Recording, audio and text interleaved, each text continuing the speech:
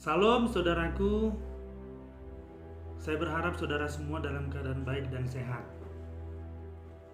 Bagi kamu yang sedang jatuh cinta, saya punya tips bagaimana supaya cinta yang Anda bangun itu memang benar-benar cinta yang berkualitas. Natur manusia secara umum mendefinisikan bahwa cinta tidak lebih daripada sekedar emosi. Banyak orang mengambil keputusan berdasarkan emosi. Tapi kalau untuk cinta, jangan hanya berdasarkan emosi saja. Apalagi kalau keputusan untuk menikah. Nah, jikalau pernikahan itu merupakan sebuah keputusan hanya karena sekedar emosi, maka mungkin menurut saya inilah alasan mengapa pada akhirnya banyak pernikahan pertama dari orang-orang yang tinggal di kota-kota besar berakhir dengan perceraian. Kebenaran mengenai cinta, atau kalau kita mau pakai istilah cinta sejati gitu loh, cinta bukanlah sekedar emosi saja atau perasaan yang sebentar datang lalu pergi. Tetapi cinta yang benar itu adalah sebuah keputusan yang sudah dipertimbangkan dengan matang. Bukan hanya itu saja, bahkan terkadang seringkali setiap pasangan dituntut untuk mencintai orang yang dicintainya, tidak hanya ketika orang yang dicintainya itu mencintainya, tetapi juga ketika orang yang dicintainya itu menyakiti dia. Nah, ini merupakan sebuah kebenaran, ya, di mana kebenaran ini berdasarkan cinta atau kasih Kristus kepada orang-orang berdosa.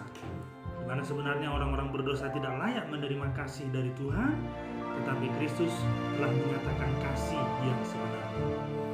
Nah, saudaraku yang sedang jatuh cinta, sangat mudah memang untuk mencintai seseorang. Tapi saya ingin mengajukan ada pertanyaan yang perlu ditanyakan kepada diri sendiri, kepada kita yang sedang jatuh cinta, sebelum kita memutuskan atau mengatakan bahwa memang benar-benar inilah cinta yang sejati itu. Ya, untuk Anda yang sedang jatuh cinta, pertimbangkan hal ini dengan baik.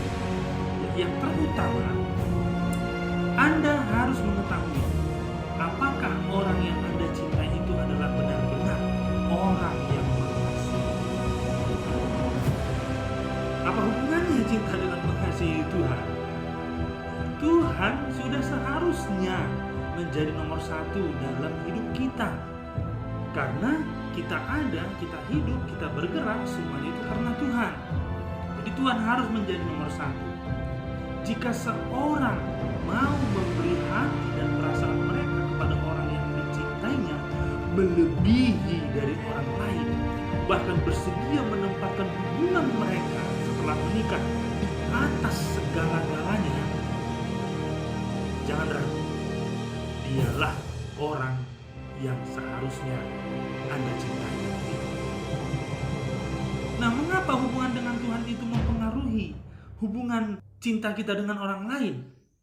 Nah, kita harus tahu saudaraku bahwa kasih kita kepada Tuhan itu menjadi dasar yang kokoh di mana kita bisa mengasihi atau mencintai orang lain atau pasangan kita itu. Tuhan telah terlebih dahulu menunjukkan kasih-Nya kepada orang yang tidak layak mendapatkan kasih. Dan Dia mengajarkan seperti itulah kita mencintai atau mengasihi orang lain. Luar biasa bukan? Pengorbanan yang terbesar sudah ditunjukkan oleh Tuhan kita ketika Dia menyatakan kasih Allah yang sesungguhnya dengan mengorbankan dirinya sendiri. Dan itu menjadi dasar kita untuk mengasihi atau mencintai orang lain.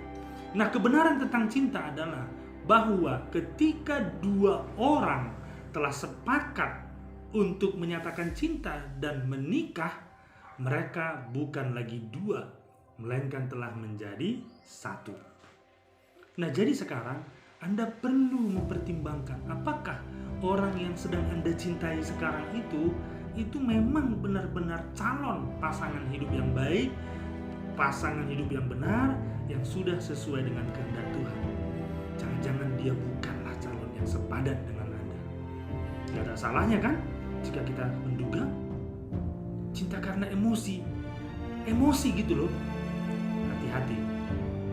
Nah saudaraku, terakhir ya, jika orang yang Anda cintai bersedia menggunakan waktu, memberikan waktu dan tenaganya untuk membangun hubungan, dimulai dari pacaran sampai kepada memasuki masa pernikahan dan menjalani kehidupan seumur hidup bersama orang yang kita cintai, maka keputusan untuk mencintai haruslah dipertimbangkan dengan matang dan logis.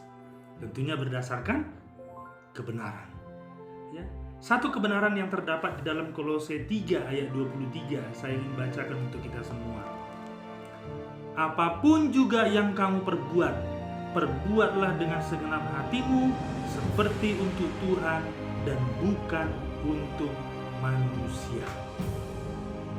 Ketika Rasul Paulus mengakhiri nasihatnya bagaimana hubungan antara suami dengan istri, Rasul Paulus mengatakan bahwa apapun juga yang kamu perbuat, perbuatlah dengan segenap hatimu seperti untuk Tuhan, bukan untuk manusia, termasuk dalam hal percintaan.